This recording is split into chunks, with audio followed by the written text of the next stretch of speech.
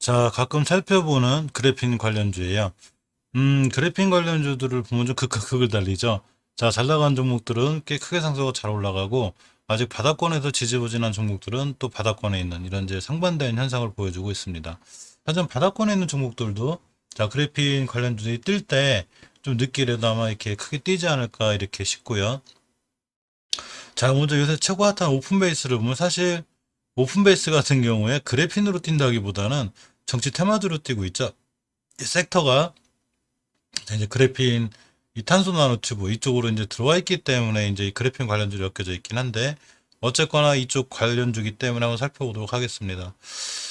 이 오픈베이스 같은 경우에 보시면 자 이렇게 이제 이 최재형 관련주로 엮여져 있어요. 그리고 보시게 되면 최재형 관련주도 시장에서 굉장히 핫한데 그런 오픈베이스도 이제 그걸 발맞춰서 굉장히 핫하고 있습니다.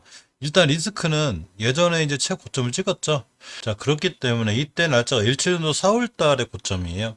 자, 이제 주봉에서도 이렇게 갭을 띄어서 이제 음봉이 떨어졌고, 자, 일봉에서도 이제 음봉 세방과 긴꼬리 음봉이 떨어졌기 때문에 사실 지금부터는 조금 위험한 경계 상황이 되고요. 물론 이 친구가 더 못 가거나 간다거나 이런 걸 미리 맞출 수 있는 방법은 없어요. 자, 하지만 일단 진짜 급등한 주식은 일봉에서 5일선을 깨지 않기 때문에 벌써 상한가 근처에 있고 상한가 또 날아간 걸 쫓아가서 하면 위험하기 때문에 충분히 눌림목을 주고 또 이렇게 이제 갭이 생겼죠. 이렇게 이제 갭을 생기면 대체적으로 이 갭을 메꾸러 오는 현상들이 있는데 이 갭이라도 다 메꾸고 나와서 돌아 나간 다음에 그때 다시 한번 노려보는 게 좋고 사실 정치 관련주로 엮여서 올라가기 때문에 만약에 최저형 관련주로 엮여져 있는데 대권 출마 안 한다거나 이렇게 되고 보면 주가가 그냥 쭉 무너지겠죠. 그러니까 지금 자리는 높으니까 항상 좀 조심스럽게 대해야 할 필요는 있습니다. 자, 또 하나가 데이 플러스인데 이 데이 플러스는 이렇게 보시면 백신 보관 냉동고 식약처 인허가 소식이 강력했었는데 예전에 이 백신 보관 냉동고에 대한 식약처에 인허가를 내는가 봐요. 근데 이제 이게 통과가 됐고 그러면서 이제 강한 이 추세를 유지하고 있는데 역시 데이 플러스도 월봉에서 꽤 높아요. 이제 그렇지만 이 오픈베이스처럼 이제 사상 최고가를 찍고 가는 건 아니에요.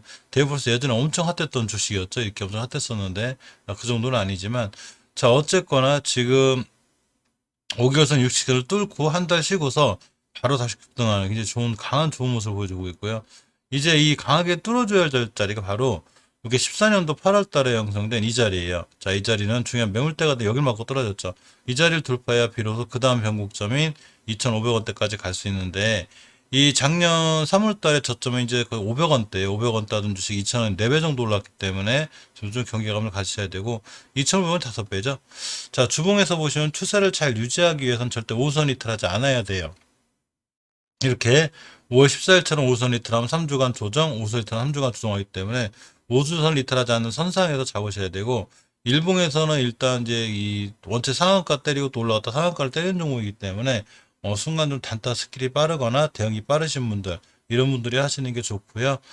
일단 중장기로 들고 가거나 이러기엔 조금 부담이 될 정도로 원체 급등을 해놔서 충분히 안정권으로 조정 온 다음에 자 예를 들면 이 앞전에도 이렇게 크게 급등을 한 적이 있었는데 이렇게 쫓아가서 사게 되면 뭐 첫 번째 상관없지만 유튜브에 물리게 되면 엄청 고생을 하죠. 손실권에서 또 막상 올라갔으니까 다행이지 떨어지면 엄청나게 고생을 할 수 있었는데 다행히 이렇게 올라가셨죠. 그래서 지금도 막 쫓아가 올라가서 하는 것보다 충분히 시간을 갖고 자 밑에서 자 이렇게 돌아가는 과정 이렇게 눌림목 줄 때 하는 게 가장 좋은 전략이 아닐까 자 이렇게 생각해 봅니다.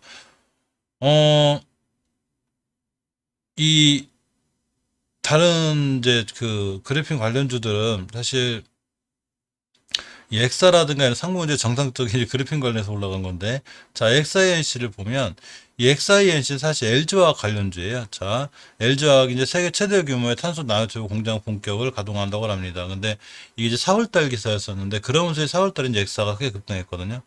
이 XINC 구자국 회장님이 이제 경영진으로 있었죠. 그러면서 이제 LG 그룹의 이제 계열사인데 이렇게 이제 XINC를 이제 기술적으로 보면 자 월봉에서 요게 4월달에 급등했죠. 자 전형적인 급등각이 어떻게 되는 거냐면 자 5개월선이 60km 떨어서 뚫는 골든 크로스 한 달 쉬고 다시 돌아 나가죠. 자 다시 돌아서 날아갈 때는 자 2,900원까지 이렇게 보이는 게 사실이기 때문에 자 XINC도 충분히 관심권에 갖고 두셔야 되고요. 일단 주봉에서는 일단 5선 잘 지켜주고 있죠. 이렇게 이 내일 금요일인데 자 이제 이 5주선만 잘 지켜주면 5선을 딱 깔끔하게 지켜주고 다시 5선 타고 올라가면 순간 또 급등할 수 있어요. 요새 하는 짓이 좀 수상하죠. 이렇게 보시면 이때 이제 깨끗하게 무지하게 조용하던 종목이 깨끗하게 돈이 빵 들어왔습니다. 그러고 뺑글 돌아서 꽤 오랫동안 쉬었고 다시 한번 이렇게 크게 급등해서 이제 이 18%대 마구 떨어지고 오늘도 10% 올라가고 있죠. 이제 시작이죠. 왔다 갔다 하면서 계속 이제 올라갈 수 있기 때문에 이 거래량과 거래대금의 변화가 자꾸 생기고 수상한 짓을 한다는 거는 추후 이 회사에 엄청 좋은 일이 있을 수 있는 그런 일이기 때문에 반드시 꼭 관심을 갖고 보시기 바랍니다.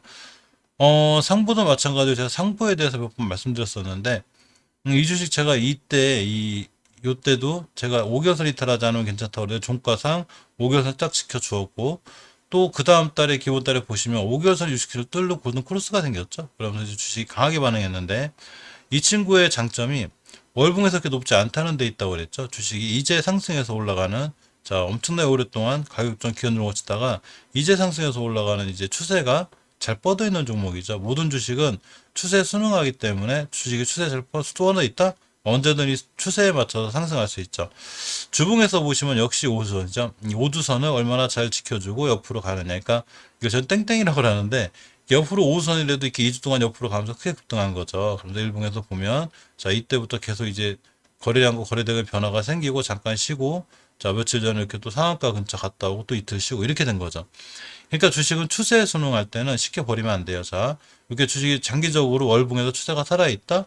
근데 일봉에서는 만약에 빨리빨리 급등하지 못해도 이렇게 하루 며칠 좀 기다려주면 큰 수익으로 돌아오기 때문에 월봉에서 장기적으로 추세가 살아있는 종목은 절대 버리지 않는 게 좋습니다. 이 상고도 보시게 되면 이제 흑자 전환을 했고 또 신사업에 대한 이 호재가 있어요. 첨단 소재주로 부상한다고 합니다. 그래서 특수필름 기반 소재로 한 기업이죠, 상보는. 근데 이제 사업 구조 이 개편될 거고 미래 성장에 이제 탄력을 받고 있는데 이는 지난해 이제 모바일리 태블릿에 사용되는 소형 디스플레이용 이 신복합 광학 필름 제품 시장에서 이 성공적으로 진출했다고 그래요. 그래서 이제 올해는 차량용 필름 사업 부문의 점유율 증가도 있고 또 그에 따른 매출 확대가 예상이 되기 때문에 조금 더 큰 성장이 예상되는데 자 아무리 큰 성장이 예상돼도 예전에 말씀드렸던 이런 종목에서 주식을 산 게 아니고 지금 발견했다면 이 종목은 지금 쫓아가 사기 무리가 있죠. 자 상한가하고 조정받고 있으니까 그래서 충분히 조정받고 다시 이 황금일선 20선이 따라 올라갈 거예요. 그래서 21선 잘 딛고 조정 거치고 옆으로 가고 가격 조정, 기간 조정 이루어진 다음에 다시 돌아 나갈 때 매수해 주는 게 가장 좋은 전략 같습니다.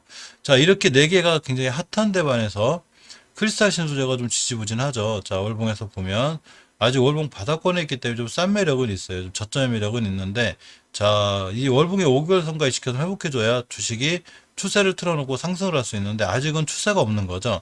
자, 아까 금방 말씀드렸듯이 추세라는 건 내가 추세 우상향할 건데라는 건 이런 걸 얘기하는 거죠. 대각선으로 우상향. 근데 크리스탈 신호는 아직 그렇지 않죠. 물론 이게 옆으로 가는 거기 때문에 이제 추세가 없는 거죠. 그렇지만 좀 저점인 매력은 있는 거죠. 싸게 여기서 매수해 놓고 추세를 틀면 큰 수익을 날 수 있으니까. 근데 그렇게 해도 너무 오래 보초병을 쓰는 게 되니까 좀 기다렸다가 추세를 틀 수 있는 5개월 선이라도 회복해주고 안착할 때 매수해 주는 게 좋고요. 주봉에서 역시 5선 회복해줬는데 완벽하게 회복해주고 틀어줘야 돼요. 그래야 추세가 틀어지는 거고 일봉에서 보시면 역시 옆으로 가서 좀 무너지긴 했는데 자, 이 친구 이제 감사보고서 지연 지출에 의해서 전부 무너지고 이제 다시 제출하고 이렇게 하면서 조금 이렇게 크게 좀 어려움을 겪고 있는데 자 어쨌거나 좀 싼 매력은 있어요. 하지만 모든 주식은 추세가 완벽하게 돌아설 때 하는 게 좋기 때문에 크리스탈 신소재는 좀 기다리시는 게 낫고 테라제니텍스를 보면 이 친구도 월봉에서 낮긴 낮아요. 굉장히 낮은 매력이 있는데 자 원바닥, 투바닥, 쓰리바닥이 있습니다. 이렇다는 얘기는 이 주식이 바닥권이라는 얘기는 둘 중에 하나죠. 자 주가가 크게 주도주로 들어와 있지 않거나 실적이 안 좋거나 이런 건데 물론 이제 미래 가치가 있거나 앞으로 실적이 좋아질 예상이 되면 지금 매수하는 게 맞죠. 일단 뛰면은 목표가가 이제 14,000원대까지 가긴 갈 건데 일단은 5개선 회복이 중요해서 이번 달에 거래일이 이제 3, 4거래일 남았는데 이 거래일 안에 5개월선 예만 잘 올려놓으면 5개월 타고 올라가서 쭉 우상향할 수 있습니다. 그 전에 앞서서 주봉에서 이제 5주선을 회복해줘야 되는데 아직 회복을 못 해주고 있죠. 그러니까 이번 주에 이제 5선 회복해주면 붙여놨기 때문에 회복해주고 자 말일 마지막 달 마지막 주에 속한 주에 안착을 이쁘게 해주면 추세를 잘 유지할 수 있고 그러고 잘 돌아나갈 수 있기 때문에 자 이렇게 이제 이 테라제니텍스도 꾸준히 볼 필요가 있어요.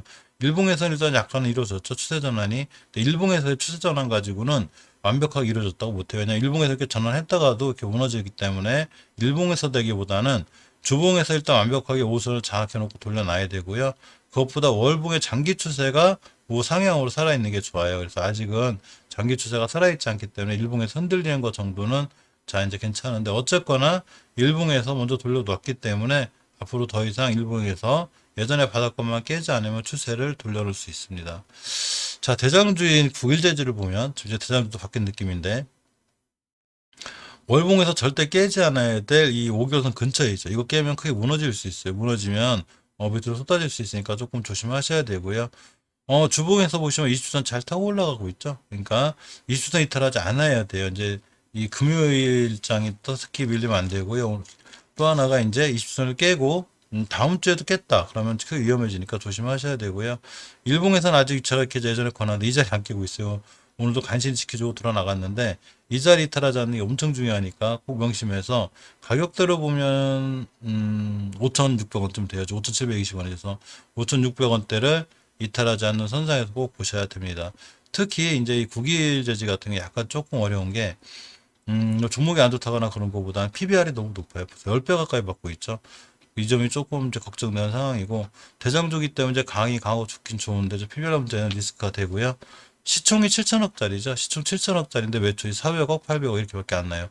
적자가 났었고 그러니까 나름 조금 리스크가 있는 건데 국일 재지는 월봉에서는 이렇게 이 좀 애매한 게 엄청 오랫동안 이 박스권에 갇혀 있었죠. 그래서 여기서 굉장히 오랫동안 있었기 때문에 사실 이 매물대 예전에 이 19년도 12월 달에 항상 이 매물대 위에 있기는 해요. 그래서 이 자리 밑으로만 내려오지 않으면 자 국일재는 또 한 번 3차적으로 상승할 수 있는데 이 자리 깨기는 시차가 끝날 수 있어요.